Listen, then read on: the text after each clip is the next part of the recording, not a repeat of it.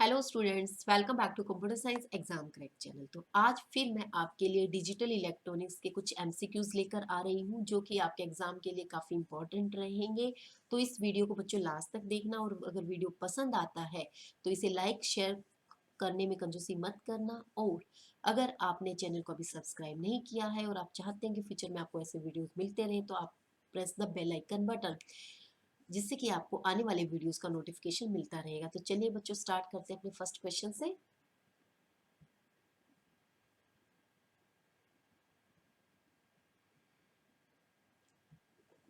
Yes, student, this is our first question. Which one of the following is not addressing mode?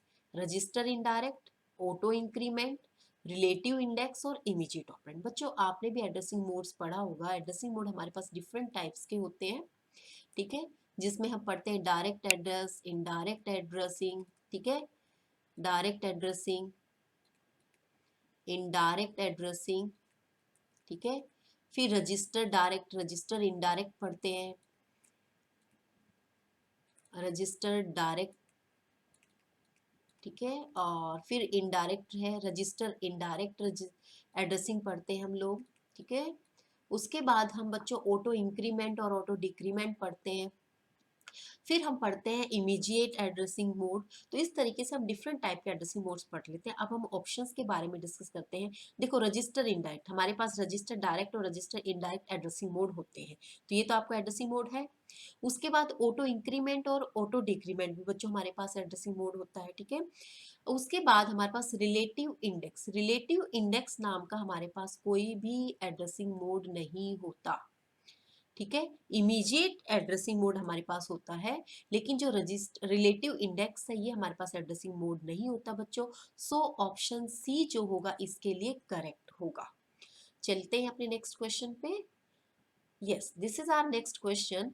Computers can have instruction format with only two address or three address instruction, one address or two address instruction, one two or three address, और zero one two and three address instruction. बच्चों, हमारे पास जो instruction format होता है उसमें zero address, one address instruction, two address instruction और three address instruction होती है। ऑप्शन जो रहता है वो फोर रहता है।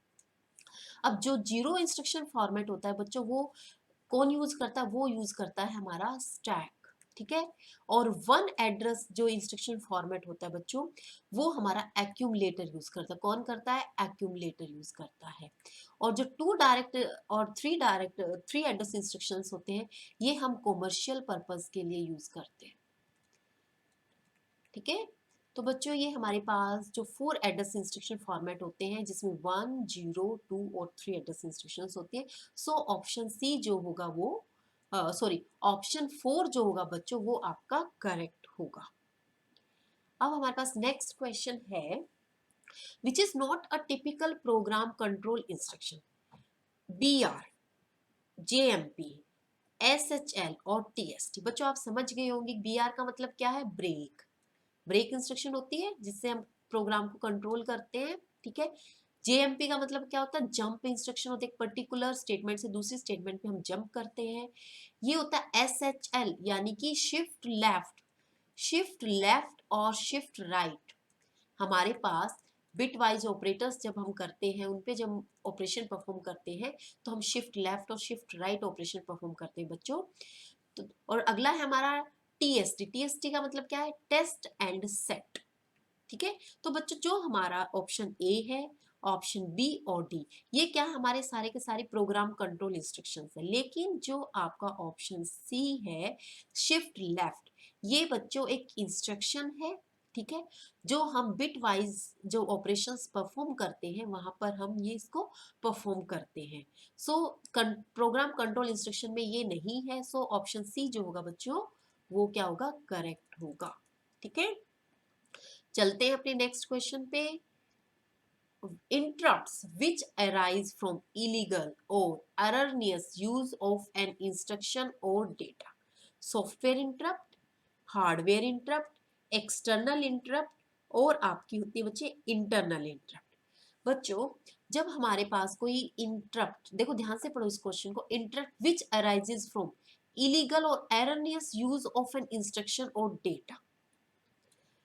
ठीक है। तो इस टाइप के अगर आप कोई गलत इंस्ट्रक्शन अगर यूज कर रहे होते हैं, तो कोई इलीगल अप्रोच आपका, तो कोई इलीगल जो मैसेज है वो आपका डिस्प्ले होता है।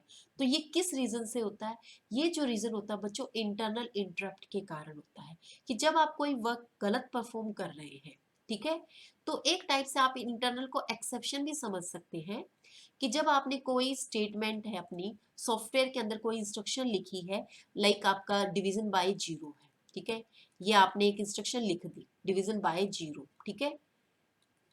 अब डिवीजन बाय जीरो को कौन रिकॉग्नाइज करेगा, जिससे कि जो आपकी आउटपुट होती है वो गलत आती है, ठीक है। तो उस टाइम पर डिवीजन बाय जीरो को कौन रिकॉग्नाइज करता है? आपकी इंटरनल इंटरप्ट, जिसकी वजह से आपको एक वार्निंग मैसेज दिया जाता है डिवीजन बाय जीरो का। तो आप इसको इस तरीके से समझ सकते हैं, जो एक्सेप्शन हैंडलिंग का काम होता है बच्चों, वो आपकी इंटरनल इंटरप्ट्स हैंडल करते हैं, ठीक है। सो जो ऑप्शन डी होगा वो आपका करेक्ट रहेगा, ठीक है। तो बच्चों ये है हमारा फोर्थ क्वेश्चन। अब एक और क्वेश्चन हम रीड कर लेते हैं। देखो अगला है हमारे पास, simplest function in product of sum of Boolean function WXY Z और आपके पास सी है। बच्चों देखो यहाँ पर हमारे पास पूछा गया है प्रोडक्ट ऑफ सम, तो इस चीज का ध्यान रखना, यानी कि यहाँ पे सम टर्म्स होंगी ऑप्शन से, वैसे आप ये सब दिया हुआ। अब आप देखो बच्चों, आपसे क्वेश्चन क्या पूछा गया है? प्रोडक्ट ऑफ सम में, यानी कि आपको पीओएस में ये निकालना है। आप टर्म भी देख रहे होंगे, ये क्या है? सम टर्म्स है इसके अंदर और जिनका प्रोडक्ट किया गया है। लेकिन जो बुलियन फंक्शन आपको गिवन है बच्चों, ये ध्यान से देखो, ये कौन सा गिवन है? Sigma M. सिग्मा एम क्या होता है? ये बच्चों एसओपी फॉर्म में आपको गिवन है, आपको इसको पीओएस में करना है। तो पहले क्या करना है, ये जो एंट्रीज हैं इनको आप क्या करेंगे, हमारे पास इसके दो तरीके हैं। एक तरीका तो क्या है कि ये जो वैल्यूज गिवन है इनका जस्ट जो अपोजिट बनेगा वो आपका मैक्स टर्म हो जाएंगे, क्योंकि मिन टर्म दी गई है, आपकी मैक्स टर्म हो जाएगी, ठीक है। तो अब हम क्या कर सकते हैं, डायरेक्टली हम इनकी मैक्स टर्म फिल कर लेते हैं। मैक्स टर्म में क्या होगा बच्चों,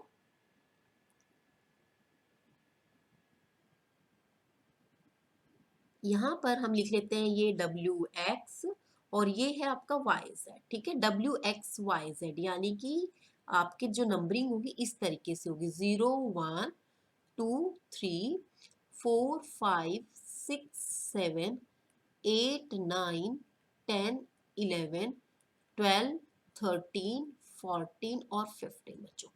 ये 0 0, ये 0 1, ये 1 1, ये 0। ये नंबरिंग आपको पता है ये क्यों दी जाती है? 0 0 0 1 1 1 1 0। ये बेटा grey distance, sorry, grey code को फॉलो किया गया है, और ग्रे को क्या मानते हैं? यूनिट डिस्टेंस कोड मानते हैं। तो एग्जाम में क्वेश्चन पूछा जा सकता है, जो के मैप है वो कौन से कोड को फॉलो करता है? तो आप बोलेंगे ग्रे कोड को फॉलो करता है। अब मैंने क्या बताया, मिन टर्म गिवन है, आपको मैक्स टर्म में निकालना। तो एक बार आप क्या करें, मैक्स टर्म में ही लिख लो यहाँ पर ताकि इजी हो जाए।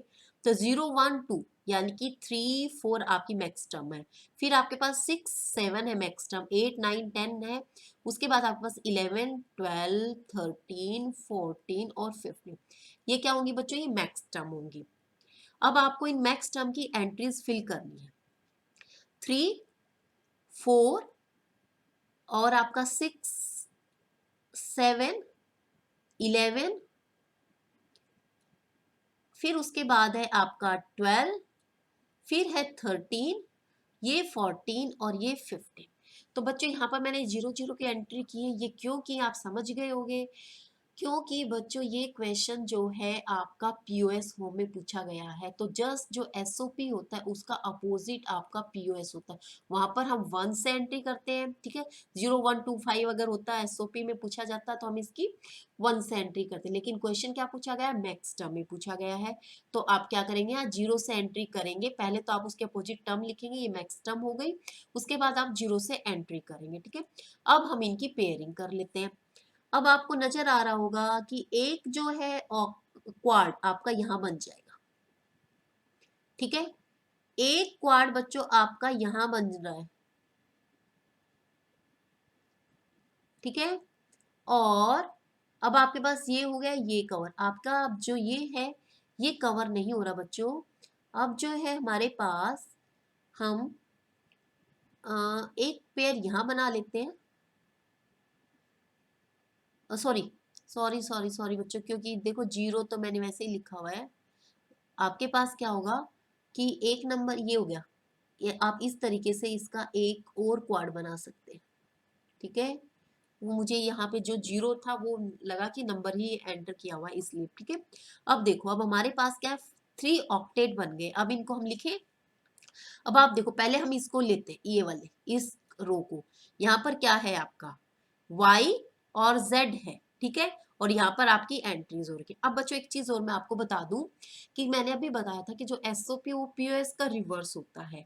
तो वहां पर हम 1 को रिप्रेजेंट करते हैं विदाउट कॉम्प्लीमेंट और 0 को रिप्रेजेंट करते हैं कॉम्प्लीमेंट। लेकिन यहाँ पर क्या होगा, क्योंकि ये कॉम्प्ली एसओपी का अपोजिट है, तो यहाँ पर जो 1 रिप्रेजेंट होगा वो कॉम्प्लीमेंट से होगा, वेरिएबल के ऊपर आप कॉम्प्लीमेंट लगाएंगे, और जो जीरो होगा वो आपका विदाउट कॉम्प्लीमेंट होगा। इस चीज का भी आपको ध्यान रखना है बच्चों। छोटी छोटी चीजें होती है, हमें पता भी होती है लेकिन हम ध्यान नहीं देते हैं, ऐसा बोल सकते हैं। अब हम एक इक्वेशन लिखें इसके लिए। क्या लिखें, वाई बार प्लस जेड बार लिख दूं। क्यों लिखूं, क्योंकि यहाँ 1 1 है, तो 1 1 को मुझे लिखना है वाई बार और जेड बार। अब उसके बाद एक आपका जो क्वाड है यहाँ बन रहा है ये वाला, ठीक है। इसको और इसको लेंगे तो यहाँ पे 0 1 चेंज हो रही है, डब्ल्यू की वैल्यू, जो वैल्यू स्टेबल होती है हम उसी को लिखते हैं। अब आपके पास एक है 1 1 किसकी वैल्यू है, एक्स बार की, तो एक्स बार आपका यहाँ से आ जाएगा। अब उसके बाद अब यहाँ जो रो है उनको देख लेते हैं। y की वैल्यू बच्चों स्टेबल नहीं है, y की वैल्यू चेंज हो रही है, z की वैल्यू जो स्टेबल, लेकिन z की वैल्यू क्या है यहाँ पे 0। तो आप कैसे रिप्रेजेंट करेंगे इसे, z से, ठीक है। इतना हो जाएगा आपका। अब हम चलते हैं अपने नेक्स्ट पे। अब देखो यहाँ पर हमारे पास एक ये बन गया, अच्छा एक हमारा ये लेफ्ट है, ये वाला।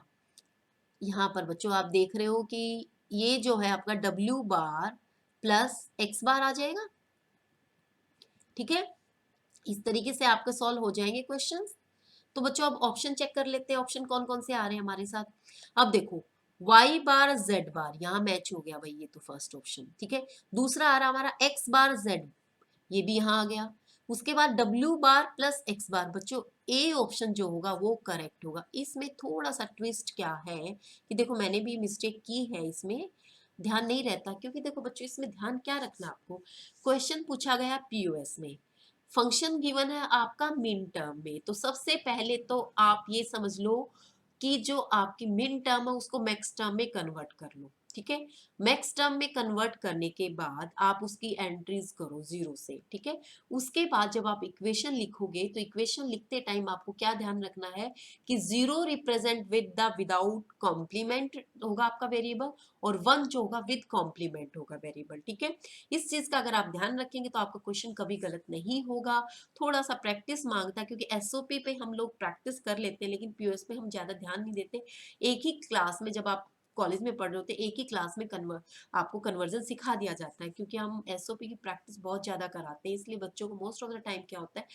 तो बच्चों ये थे क्वेश्चंस जो आपके एग्जाम के लिए काफ़ी इम्पोर्टेंट है और आपको लगता है कि पसंद भी आए होंगे। और अगर पसंद आए तो बच्चों फिर से मेरी वही रिक्वेस्ट है कि मेरे वीडियो को प्लीज़ लाइक और शेयर करने में कंजूसी ना करें, क्योंकि आपका लाइक जो मिलता है तो उससे मुझे बहुत ज़्यादा मोटिवेशन मिलता है और मुझे लगता है कि और भी ज़्यादा बच्चों के लिए मैं अच्छा कंटेंट लेकर आऊँ। तो बच्चों प्लीज़ लाइक और शेयर करने में कंजूसी मत करना। शेयर इसलिए करना क्योंकि जब जितना ज्ञान आपके पास है उसको बांटने से ही बढ़ता है। अपने पास तक अगर आप लिमिट रखेंगे तो वो ज्ञान आप तक ही लिमिट होकर रह जाएगा। तो आप इसके मैक्सिमम बच्चे आप शेयर कर सकते हो, लाइक कर सकते हो, बहुत अच्छी लगे तो आप कमेंट कर सकते हो, और चैनल को अगर सब्सक्राइब नहीं किया तो चैनल को आप सब्सक्राइब कर सकते हैं, जिससे आने वाले वीडियोस का नोटिफिकेशन आपको मिलता रहेगा। तो बच्चों आज के लिए इतना ही, मिलते हैं नेक्स्ट वीडियो में नेक्स्ट क्वेश्चन के साथ, तब तक के लिए थैंक यू वेरी मच।